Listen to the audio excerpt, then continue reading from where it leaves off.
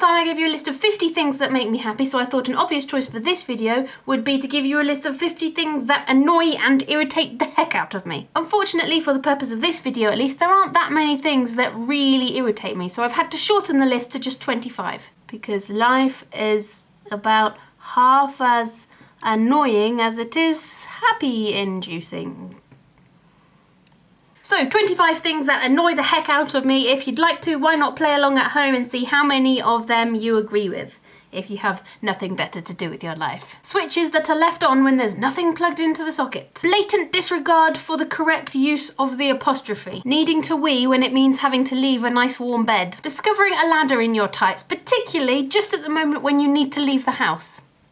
That's particularly fun. When someone reads a message that you've sent to them on Facebook and then never responds. 6 times 8 and 7 times 8, because I can never remember them off the top of my head, so I have to work them out when I'm regularly asked to do those calculations. Teenagers on X Factor who use the phrase, "I've wanted this my whole life." Hey kids, if you're not old enough to remember the 90s, you're certainly not old enough for that phrase to actually mean anything. Knowing with absolute certainty that I've put my phone or my wallet or my passport or my ticket or whatever the important item may be into my bag, but still having to check when someone asks whether I've got it or not. People who do not park their cars within the car parking lines. Rudeness, lateness, the fact that the Carphone Warehouse took the Rebecca bit out of their adverts.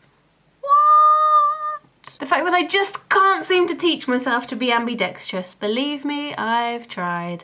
Louis Walsh's clap.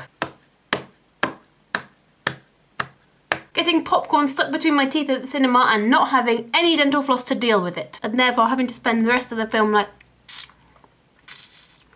Pupils referring to Latin as a dead language. Well, it is a language. The air quotes should have been around dead, really. Limac. Being in line behind the one person who seems to have missed the news that you're not allowed to take liquids with you in your hand luggage onto plane and haven't been able to for about the past 10 years. The moron who stands in the plane aisle while everyone else is trying to get on the plane. Starbucks employees who spell my name wrong. I quite like the personal touch of having my name on a drink, but if a person has a name that can be spelt more than one way, perhaps it would be a good idea to ask the person whose name it is how it is that they spell their name so you don't spell it wrongly. Because B-E-C-C-I-E is just a gross misuse of my name. Stubbing a toe. Particularly when it's the same damn chair that I always stub my toe on. Looking stupid. Girls who wear nerd or geek clothes when they're clearly neither nerdy nor geeky. The noise that's made when somebody has a really, really dry mouth. Normally it seems to be on the radio and there's just no access to water whatsoever.